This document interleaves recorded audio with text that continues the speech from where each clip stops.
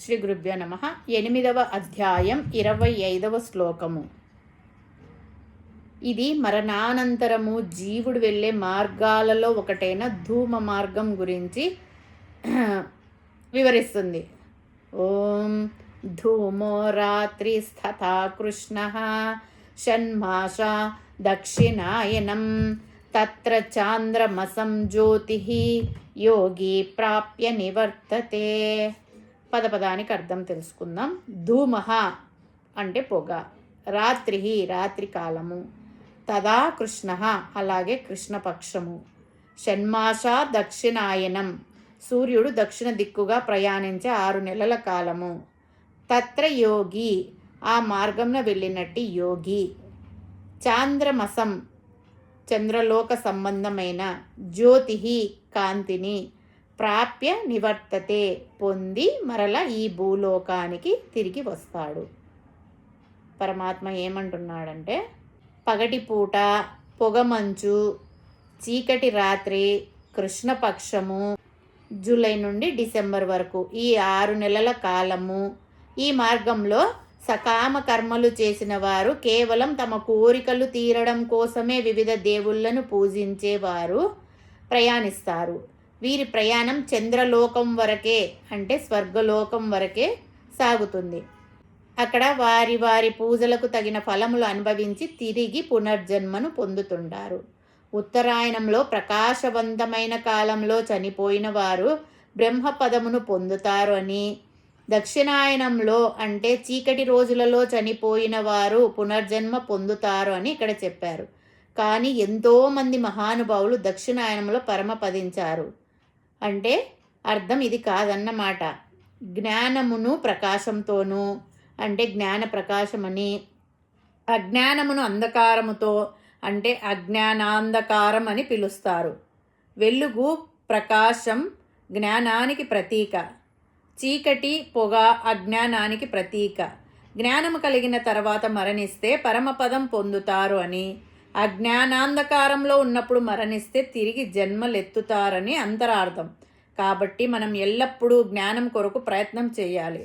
జ్ఞాన ప్రకాశం కలిగి ఉన్నప్పుడే మరణించాలి. ఆ జ్ఞానాంధకారంలో ఉన్నప్పుడు మరణించకూడదు. కనీసం జీవిత చరమాంకంలో అయిన జ్ఞానం సంపాదించి వెలుగులోనికి రావడానికి ప్రయత్నం చేయాలి. ఇది ప్రతి మానవుడి కర్తవ్యం. అజ్ఞానంలో ఉన్నవారు ఈ చీకటి మార్గంలో ప్రయాణిస్తారు. సత్కర్మాచరణను బాగా చేసుకున్న వాళ్ళు ఎప్పుడు మరణించినా సరే వారు ధూమ మార్గాన్ని పొందుతారు. మొదట ధూమ అభిమానిని అయిన దేవత యొక్క వశంలోకి వెళ్తారు. తర్వాత రాత్రి అభిమానిని అయిన దేవత యొక్క వశంలోకి వెళ్తారు. ధూమః రాత్రి స్తదా కృష్ణః కృష్ణపక్ష అభిమాని దేవత వారిని అనుగ్రహిస్తుంది. షణ్మాస దక్షిణాయనం దక్షిణాయన అభిమాని అయిన దేవత వారిని అనుగ్రహించి పైకి తీసుకెళ్తుంది. వారు క్రమంగా ఆ దారిలో వెళుతూ చాంద్రమాసం జ్యోతి చంద్రలోకానికి చేరుతారు. చంద్రుడి యొక్క అనుగ్రహం పొందుతారు. యోగి ప్రాప్య నివర్తతే. సకామ కర్మలు, ఫలాపేక్షతో చేసే పూజలు, దానాలు, యజ్ఞాలు చేసిన జీవులు ఈ మార్గం ద్వారా చంద్రలోకానికి వెళ్తారు. చంద్రుడికి అమృతమయమైన భోగ ప్రధానమైన శక్తి ఉంటుంది. అక్కడ జీవుడు తన పుణ్యకాలం ఉన్నంత వరకు దేవతలతో కలిసి సుఖాలను అనుభవిస్తాడు. క్షీణే పుణ్యే మర్త్యలోకం విశంతి.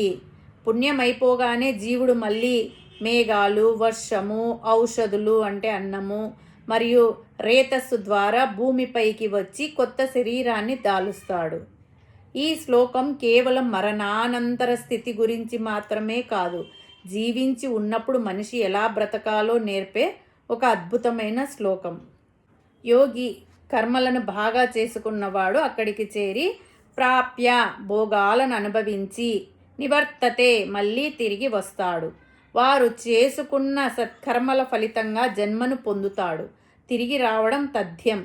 ఉత్తరాయణం అంటే దేవయాన మార్గంలోకి వెళ్ళిన వాళ్ళు తత్వజ్ఞానం కోసం ప్రయత్నం చేసి దాన్ని సాధించుకొని ఉంటే తిరిగి రాకపోవచ్చు. కానీ దక్షిణాయనం అంటే పితృయాన మార్గంలో వెళ్ళిన వారు తిరిగి రావలసినదే.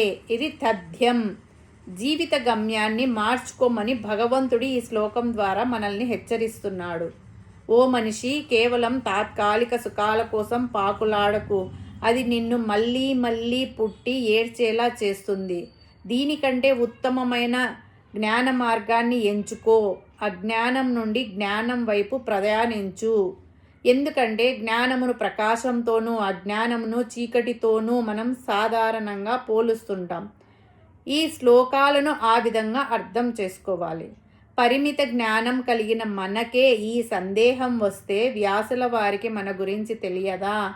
కలియుగంలో మానవులు మందబుద్ధులు, విషయాలను తప్పుగా అర్థం చేసుకుంటారని ఆయనకు తెలుసు. అందుకే ఈ 2 శ్లోకాల వివరణ పై శ్లోకంలో ఇవ్వబోచున్నాడు. హరి ఓం తస్సత్.